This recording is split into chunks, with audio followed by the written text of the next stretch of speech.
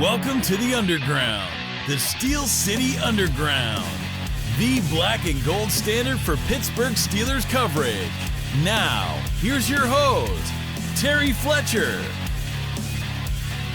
Hello, everyone, and welcome to Week 7 in the NFL. This is the WTF podcast with Steel City Underground. My name is Terry Fletcher. So, what did we learn this week? Oh my goodness, we had definitely an interesting week.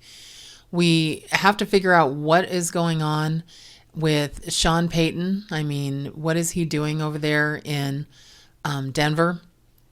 And he always asks, why can't he just be happy? Bijan Robinson held out of the Falcons game on Sunday because he just didn't feel right. What does that mean? He wasn't on the injury report. And I'm not just talking about fantasy football, but now there is an investigation by the NFL. Remember, if a player's not playing, who other teams plan for in protection, then they've got to report it.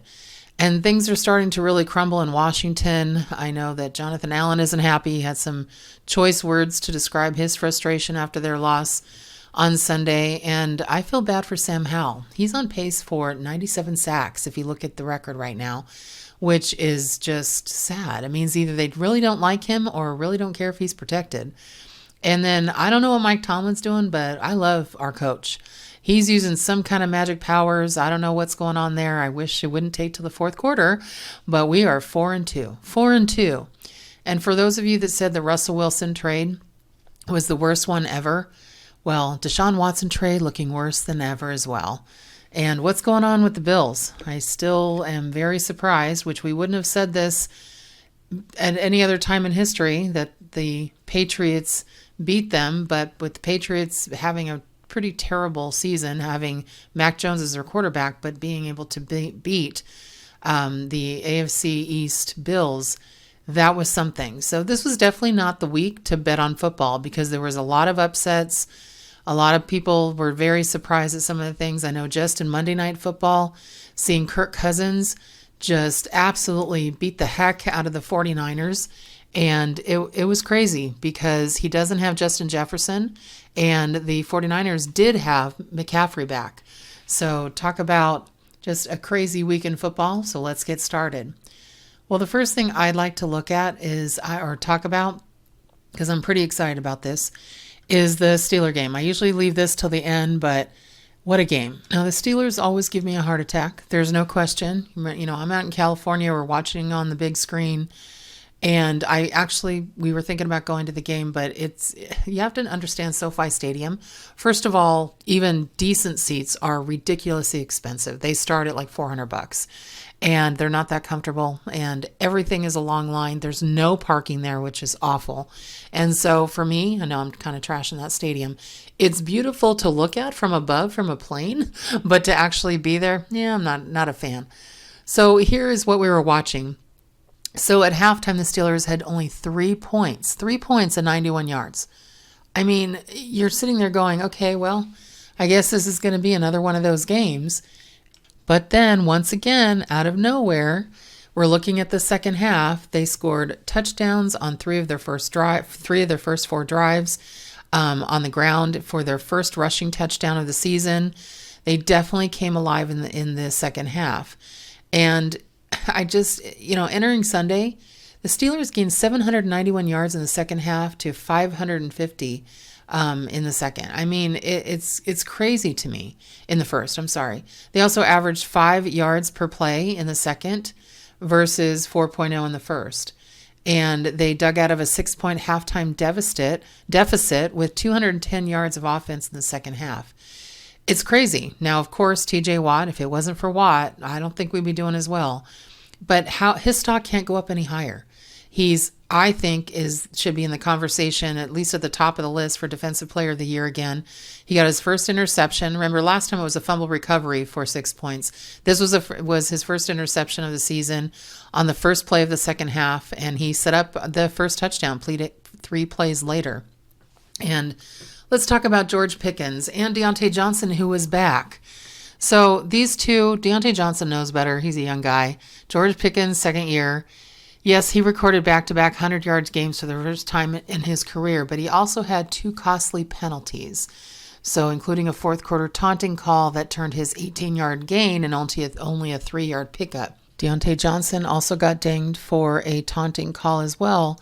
And, be smart. I know that Tomlin pulled them both over, put his arm around him and said, look, you've got to be smart here because that could have been the game as we saw how close it was, especially in a tight game like that. We did win 24-17, but they've got to be smarter. Just walk away, go back to the play. You can celebrate to the air like everyone does when they make a good play, but to look at a player, to hover over a player, to have words with a player, to be in their face. The refs are so soft right now. The league is soft, but the thing you got to be aware of is that your coach is part of the competition committee. So he's the one that helps make these rules and pass them. So he knows what can or cannot be done, and they have to stop doing that. That was definitely WTF. We were screaming at them to get back to your own side. Now, I feel bad for the kicker, and I know everyone says we got a really good spot on that last first down. We did. I mean, if you look at it again, we did, probably by inches. But look at the kicker. He missed two field goals, missed an extra point. And yes, that would have been a 7-point switch, but they did go for the 2-point conversion, so really 6 points. But I mean, he also is coming from last season when he missed a record 4 extra points in a playoff game against Tampa Bay. Well, as of this recording, he was released by the Rams. You can't really be surprised. But the fact that the Steelers were able to hold Cooper Kupp and hold Puka Nacua, and who are just amazing, to, Cooper Kupp 29 yards and Puka Nacua. Now, he did have 154 yards Sunday, but didn't score. That is just really helpful. So the fact that we were, and I say the Steelers, able to come out of that game with a win, I was hyperventilating. I was so happy. I just didn't know it was going to happen. I hoped we'd get the win there. I was very, not surprised, but just very pleased with how they played. So definitely just a great game of the 24-17 win. So let's move on here. Well, the Chiefs and the Chargers, another division rivalry, but whenever, and I'm going to say it, Taylor Swift's in the building, Travis Kelce just seems to get better. I mean, it's crazy to think that, but you just know that he's not only showing off for her, but probably some of the marketing that he's doing right now, since he's in every commercial when we turn off the TV. So, he's 34 years old, but he caught 12 passes, 179 yards, and a touchdown on Sunday, and it's quite something what he's doing right now at his age. Now, we know that, Kansas City did beat the Chargers 31-17, but have you really looked at what the Chargers quarterback is really doing? I mean, I'm not impressed and never have been impressed with Brandon Staley, but Herbert isn't really, he's sailing passes, which are just like, what the football is that? He just doesn't seem to be the second coming, as they keep talking about how great he is. And so it'll be interesting to see what happens in LA. I almost want to say San Diego. I can't seem to get that out of my mind. Just to see, how that works out. The Denver-Green Bay game, boy, talk about going back and forth and back and forth. Denver pulled out a win, 19-17. But it really was a back and forth game. And it's kind of sad when you see what happens in those games. We can only really watch it on the Red Zone because it's just sad. And then when we look at the Philadelphia-Miami game, well, I really expected Philadelphia to win, but 31-17, Miami's got the fastest team in the NFL.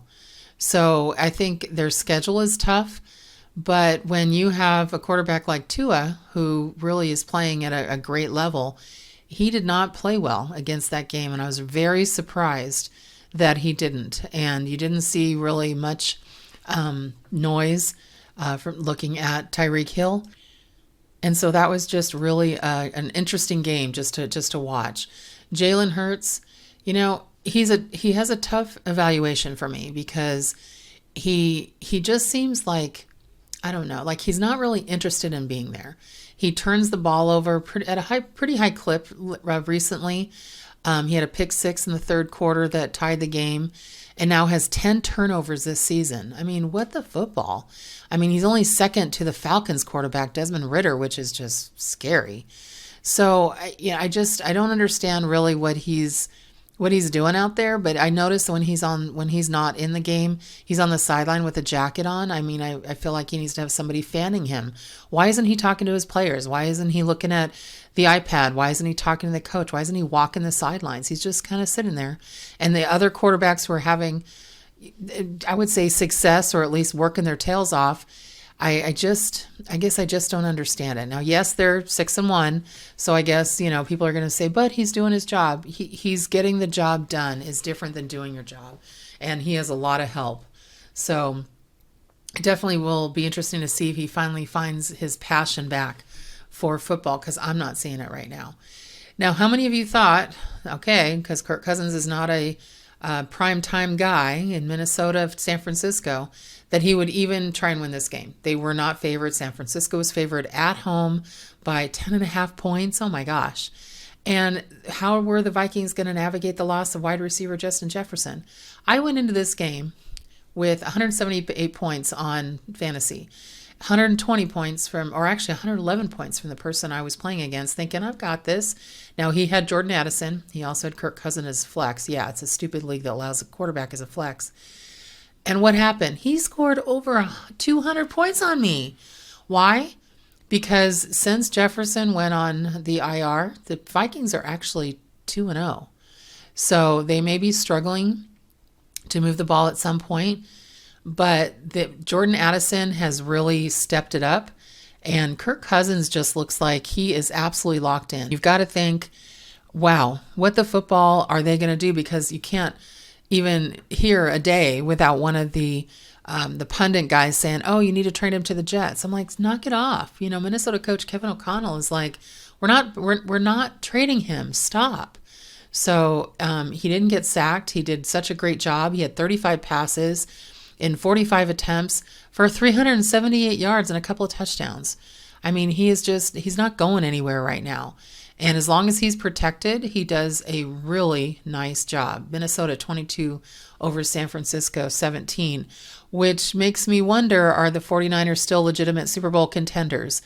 They are, but they've got some things to prove over the next couple of weeks.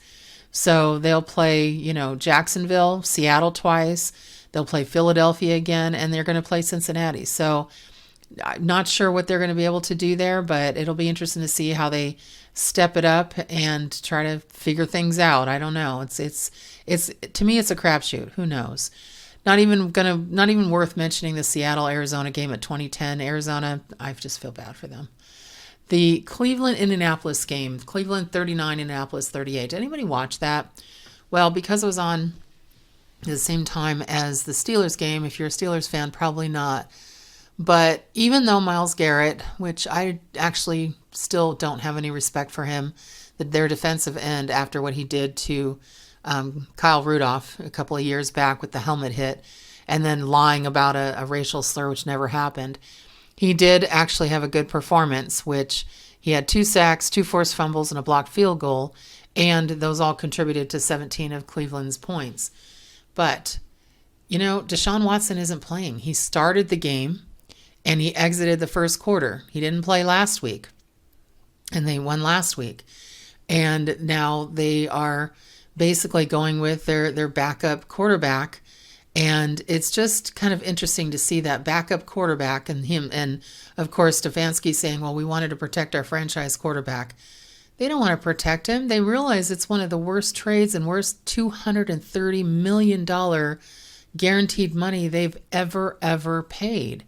I mean, this is just incredible that they're now winning with PJ Walker, who, he's 16 of 37, 166 yards, and he basically, had a lot of passing, or I should say, running touchdowns. So it's just interesting to me when you see that the backup is better.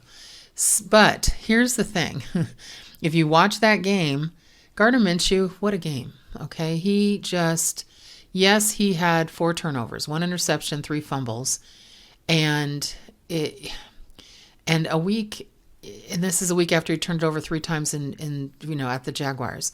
But he also took advantage of his opportunities. He threw 2 touchdown passes, rushed for 2 more. So he had 4 touchdowns. And he was just absolutely, a stellar, especially if you're in fantasy football. And he also has, their cornerback, Kenny Moore, who had 10 tackles, 1.5 sacks. He just has to clean up his ball protection. But the refs gave away that game. There are so many bad calls. I mean, calls where you need to call now the NFL officiating front office and say, that is not pass interference. That ball was thrown into the stands and there was barely any contact. I mean, it was crazy how many times they let them down in the red zone just continue to have first and goal, first and goal, first and goal. And if you give them 9 tries, they're going to eventually get in. It was absolutely insane.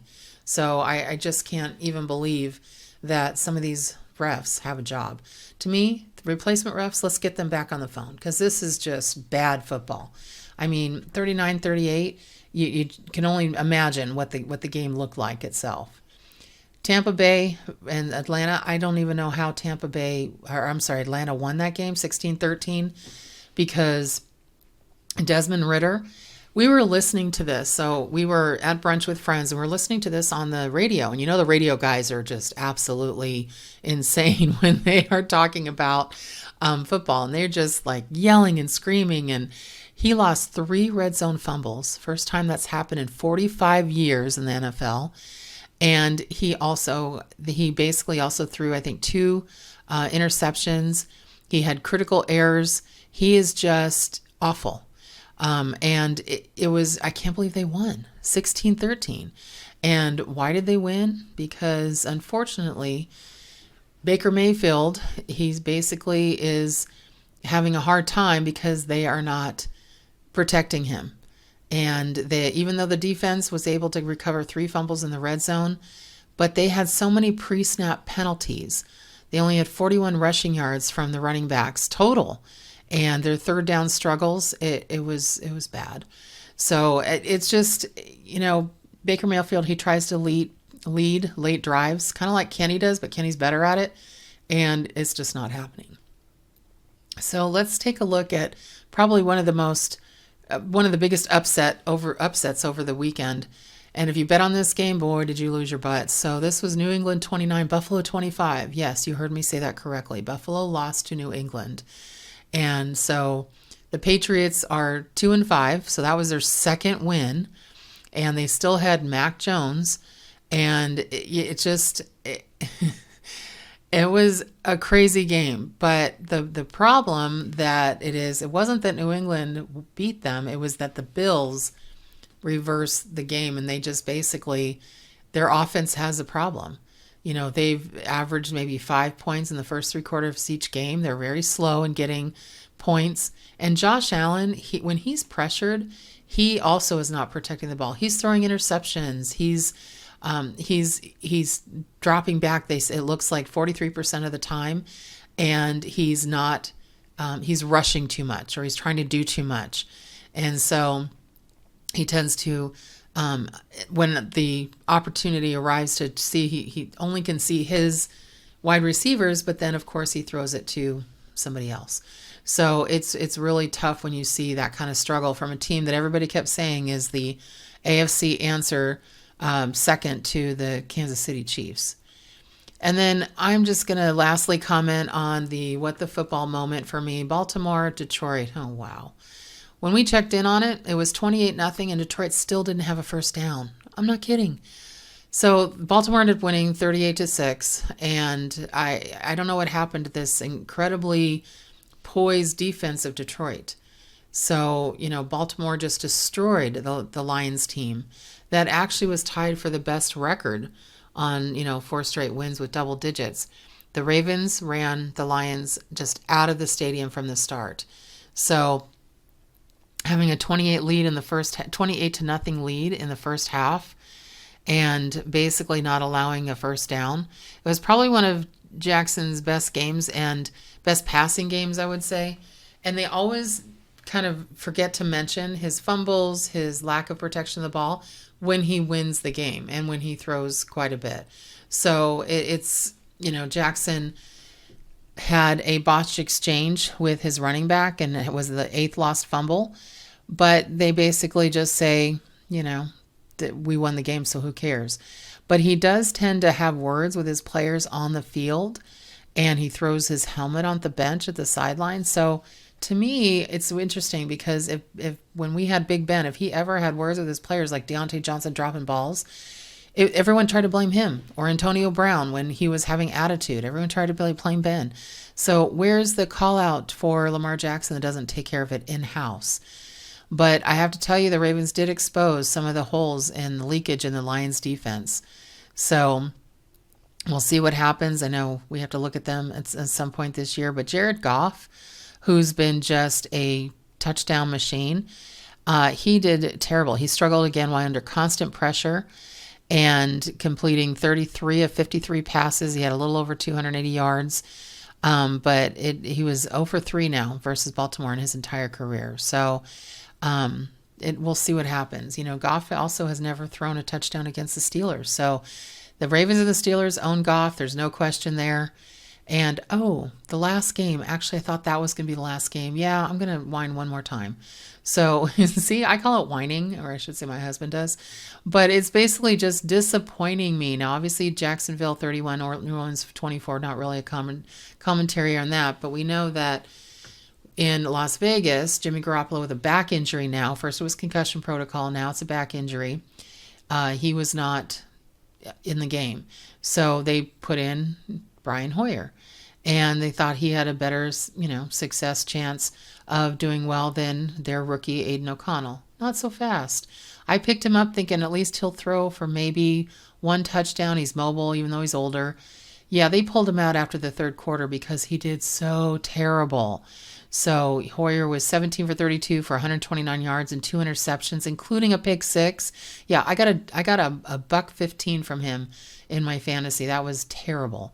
And so I should have just stuck with Josh Dobbs as my flex. But the defeat definitely was painful for them. Chicago 30, Las Vegas 12.